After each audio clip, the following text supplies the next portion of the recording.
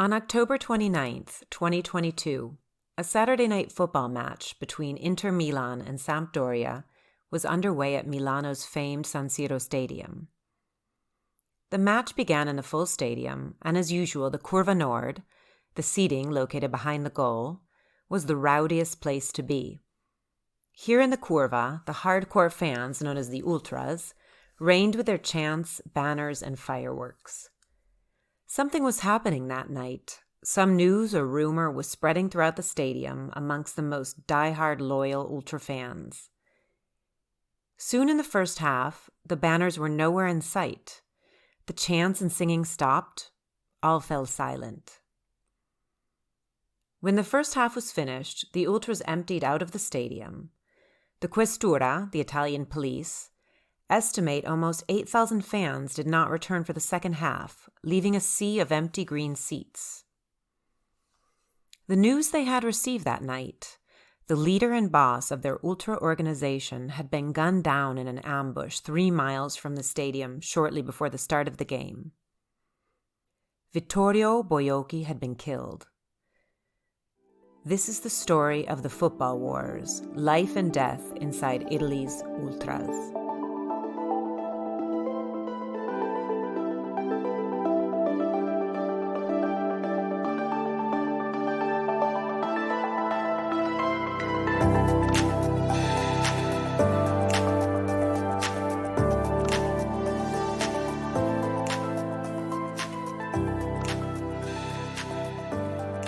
Hello and benvenuti to Italian True Crime. Today's story starts and ends in a small radius around Italy's largest soccer stadium, San Siro, located in the northwest of Milano. Here in this industrial neighborhood, soccer is talked about in every bar, in every cafe, in the parks and sidewalks and street corners. It is probably not necessary to mention the importance of the sport of soccer to Italy and to Italians. For the remainder of this podcast, let's call it football, as it is known, of course, to most of the world. In Italy, however, it is known as calcio, derived from the Italian verb calciare, meaning to kick. This sport in Italy is so important that each city has its own daily newspaper dedicated almost solely to calcio, such as Tutto Sport in Torino and Corriere dello Sport in Rome, where often at least 25 out of 30 pages are about football. The last 5 pages may cover Formula One, or a few words on another sport that Italians excel at, such as swimming, skiing, or water polo. There are over 450 professional football clubs registered with the FIGC, the Italian Football Federation. Of these, Inter Milan, full name Football Club Internazionale Milano, is the only Italian club to have competed every year in the top league of Italian football since it was started in 1909. Milano has another professional football team, AC Milan, and they share San Siro as their home stadium. San Siro is not actually the official name, which is Stadio Giuseppe Meazza, but everyone calls it San Siro, which is the name of the Milan district where it is located. San Siro is the largest stadium in Italy and one of the largest in Europe, with seating of over 80,000. The stadium will celebrate its 100-year anniversary in 2026 and has undergone many major improvements and renovations periodically. However, a new stadium is being built nearby to replace the iconic San Siro. The new stadium will likely cost over 1 billion euros and will be finished potentially in 2030. When the new stadium is built, the old stadium is expected to be completely demolished, aesthetics overriding calls to keep parts of the old stadium as a tribute. The original stadium, however, will host the opening ceremony for the Winter Olympics in 2026. Besides football matches, San Siro has also been home to Milano's biggest concerts. For example, Guns N' Roses played in San Siro on July 10, 2022. And San Siro is also part of Italy's COVID history. The UEFA Champions League match on February 19, 2020, between Bergamo's club Atalanta and the Spanish club Valencia has been called Game Zero. The Bergamaschi, the citizens of Bergamo, were in full force for the match, and soon after, Bergamo was the most hard-hit province in all of Italy. Many think this match helped spread the virus so quickly around the north of Italy. This stadium, like others in Italy, is frequented by the most famous and infamous of football fans, known in Italian as the Ultras. The term has been translated as a mix of hooligans, punks, Hells Angels, and hoods. Currently, they are thought of as racist, nationalists, sometimes violent, as well as potentially having ties to the mafia and organized crime and gangs. Their backstory, however, is more nuanced. They emerged in the 1960s through a movement that was in opposition to the commercialization of football. In addition, they considered themselves to be the most extreme and passionate supporters of their chosen club. In fact, the term ultra means beyond or extreme. Hooligans are also well known in European football, for example, in the UK, but they do differ from the ultras. Hooligans generally are characterized as drunk and chaotic, while ultras are known as being well organized and deeply respect agreed-upon hierarchy within the organization.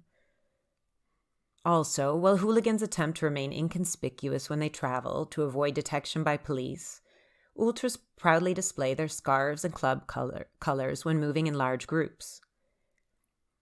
In fact, their impact on the games they attend includes well-thought-out choreography, original chants and songs, creative and imaginative taunts, giant flags, and, of course, flares. Ultra subgroups often sell their own merchandise and raise funds for more performing displays. For the Inter Milan football team, the ultra organization is known as the Curva Nord, curva being the curved part of the stadium behind the goals where the ultras have dedicated seating. Nord refers to the north part of the stadium. Within the Curva Nord, there is the oldest ultra subgroup in Italy, the Boys, also called later the Boys San, which started in 1969. The Boys are legendary. In the 1980s, the Curva became home to the Paninari, a right-wing youth movement known as the Sandwich Boys, after Panini, or actually, really, named after a cafe they would frequent called Al Panino. They were known for their designer clothes, a rejection of the turbulent times of the 1970s, and a desire to consume in a new era of economic recovery. All of this has contributed to the fabled history of the Boys of the Curva Nord and the Ultra of Inter. Just 1 month prior to the killing of Vittorio Boiocchi, the Curva Nord Ultras were catching Europe-wide flack for supporting a racist incident perpetrated by Cagliari fans in Sardinia against Romelu Lukaku, who is Belgian and of Congolese descent. Lukaku actually plays for Inter Milan, and the Curva Nord Ultra organization, instead of backing him against the racist chants, published an open letter explaining that Italians are not racist. The letter explained that Italy is not like other North European countries where racism is a real problem, and that what happened at the match in Sardinia was just theater to help the home team and make the opponent nervous, something that has been done since sports began. This letter was widely condemned. In fact, Italy has been called out for not protecting minority players in what is considered a systemic issue in Italian football. It would be remiss to only mention racist and negative incidents. The Ultras were also known to aid with food and money during COVID, and after the Aquila earthquake in 2016, Ultras from all over Italy were said to have helped the recovery more than the politicians. Each Ultra group will have one or more leaders who choreograph chants, hand out banners and flags, and hold executive control. The boss is known as the capo.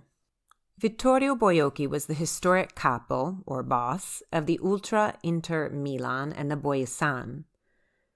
He was also widely known as lo zio, or uncle, and he was 69 at the time of his murder in 2022.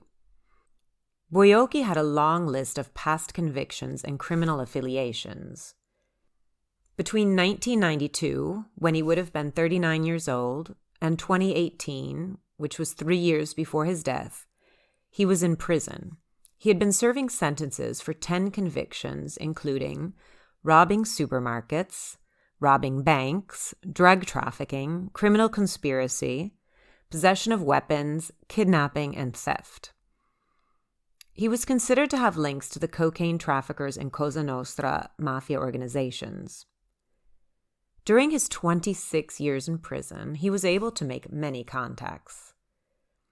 When he was released in 2018, he found Italy to be a very different place than when he was last free in 1992. Even the Milano underworld had become less violent. But he emerged from prison in the only way he knew how, using his same approach and methods, reclaiming his throne with the Curva Nord, and causing a schism within the organization between the new generation and the old guard. There was business, however, to be done within the ultras, and in addition to the usual drug trafficking and extortion, there was the resale of tickets, both for the games and for parking outside the stadium. In fact, Boiocchi announced he was earning 80,000 euros a month and 10,000 per game. He didn't feel that this was enough, however, that they were leaving money on the table. The police had tapped his phone, and he was recorded as saying, "How is it possible that we own the Curva and yet eat so little?" He upped his game and extorted the food vendors that circled the outside of the stadium. He also rounded up any illegal parking services to make sure he received a cut. However, the same year he was released, he found himself in trouble again. A trouble that would lead to his ban from the San Siro Stadium. It was Boxing Day, December 26, 2018, known to Italians as San Stefano. Inter was playing Napoli at San Siro. Before the game even began, rival supporters had fought outside the stadium. One, Daniele Bellardinelli, was killed. A combined group of Inter, Varese, and Nice ultras, carrying wooden bats and metal bars, had attacked a minibus taking Napoli supporters to the game. During the chaos that followed, with many trying to flee the scene, Bellardinelli was struck and killed by an SUV. A consequence of his death was Boiocchi being banned from attending matches. He was required to stay at least 2 kilometers from the stadium. In Italy, this ban is known as DASPO. DASPO is an acronym for Divieto di accedere alle manifestazioni sportive, so it is particular to sporting event bans, which technically means he could go see Guns N' Roses in concert. Boiocchi did not stay quiet in this period. The COVID lockdowns dented his match income, and he was looking for new ways to make money. He decided extortion would be a great way for him to supplement. His target was a Milanese businessman, Enzo Costa, head of Ferco SRL, a facility services company in Milan. Boiocchi made 2 unsuccessful attempts to extort 2 million euros from Costa, and on the third, Costa decided to denounce Boiocchi to the police.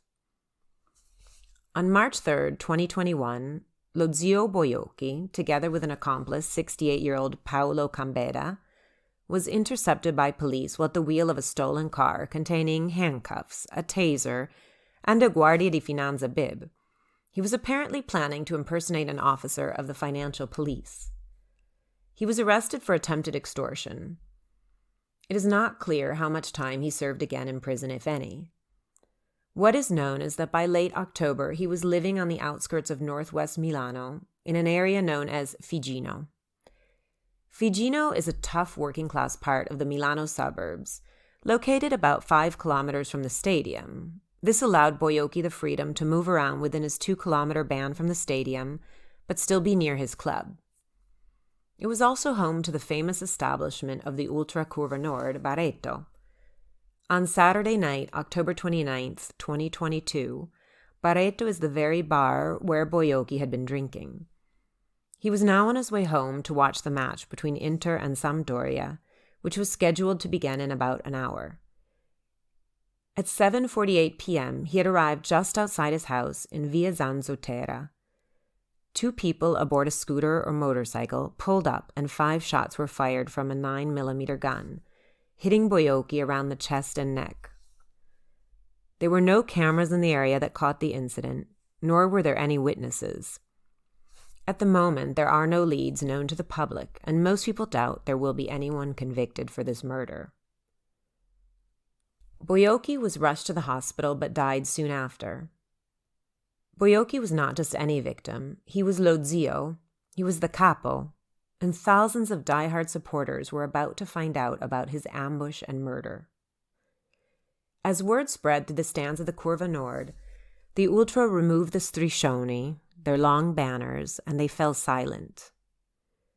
When the first half was finished, the ultra staged a mass walkout in homage to the capo, and they did not return, leaving almost 8,000 seats empty. It was not so simple, however. Some of the fans in this section were not affiliated with a group and were interested in returning to see the second half, as they had paid to see the game. A few ultra members, about 10 to 12, were pushing the thousands of people, including families and children, in the Curva Nord towards the exits. Their boss was dead, and the right thing to do was mourn, the ultras had decided. They also stayed behind to enforce the empty seats and would not allow these ticket holders to return to their seats. They used threats of physical violence and intimidation. The police present at the stadium did not intervene, as they were worried about escalating the situation. The security guards simply watched. Though the incident was ignored while it unfolded, it has been condemned by many, including the mayor of Milan, Beppe Sala, saying this is proof that there is a tenuous relationship between the club and the ultras. Also, Italy's Minister of Sport, Andrea Abodi, said he was saddened by the scenes at the stadium and will work with the appropriate agencies to get to the bottom of the matter. As for Inter Milan, they have stated that the club is not responsible for the incident, but at least they have condemned it. Vittorio Boiocchi's murder made national news, but it was by no means an isolated incident. In fact, it was at least the third killing of an ultra in the past 5 years, part of organized crime's infiltration into Italy's soccer empire. One of these ultra killings was on August 7, 2019. Fabrizio Piscitelli, aka Diabolic, was murdered in what can only be seen as a very professional hit. A jogger running by took a single gunshot right to his temple while he was sitting on a bench in the Parco degli Acquedotti in Rome. Diabolic, 53 at the time, had been the undisputed boss of Irriducibili Lazio for the past 30 years, the most influential ultras group in the Curva Nord of SS Lazio Rome, and under protection of the Camorra criminal organization. Irriducibili translates roughly as diehards. Diabolic, like Boiocchi, was involved in drug trafficking and was a well-known part of the Roman underworld. The mafia-style hit is believed to have been part of a feud among members of far-right Roman political and ultra circles. Prior to this, in July 2016, Ciccio Bucci, a shunned former ultras boss of Torino's football club Juventus, was either murdered or committed suicide, most likely due to his affiliations. Raffaello Bucci, known as Ciccio, was a Juventus ultra, specifically part of the Drughi, based on the Drugs of A Clockwork Orange. Since at least 2010, Ciccio had collaborated with the Secret Service to track right-wing extremists and members of Calabria's 'Ndrangheta crime families. The day before his death, he had given evidence at a hearing and was reported to have said, "I am a dead man walking." The next day, Ciccio threw himself off Torino's Suicide Bridge, a 43-meter-high viaduct in Fossano, while en route to meet a police investigator in Torino. Though officially a suicide, many believe it may have actually been murder. There has been a difficult relationship between the ultras, the authorities, and the football clubs for decades. The approach has shifted over the years. In the early 2000s, a confrontational approach has ended in violence on both sides, with a policeman, Filippo Raciti, killed in clashes in Catania in February 2007, and a Lazio fan, Gabriele Sandri, shot by a policeman as he left a service station in November of the same year. Dozens of other ultras and policemen, or carabinieri, have been wounded or killed during this period. Tensions were sometimes so high that games were abandoned altogether, as with the famous Rome Derby known as the Derby of the Dead Baby. The death of a baby is a phrase in Italian used to mean a rumor which turned out to be false. The authorities also implemented a tessera del tifoso, an obligatory registration card issued by each club. This really upset the most hardcore fans. It divided almost every ultra group, creating ill will in the movement between those who sold out and registered and those who held out and therefore could no longer go to games. This period of confrontation did not last long, as the ultras of big clubs are counted in the thousands and their power is very large. They can decide together to vote for a particular politician, to order worker strikes, to veto media outlets, and in some cases, blackmail clubs by threatening to chant racist songs, earning fines for those very clubs.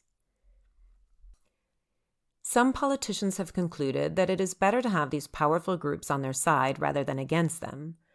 In 2018, Matteo Salvini, a politician and leader of the right-wing La Liga, publicly embraced a Milan ultra boss also convicted of drug dealing.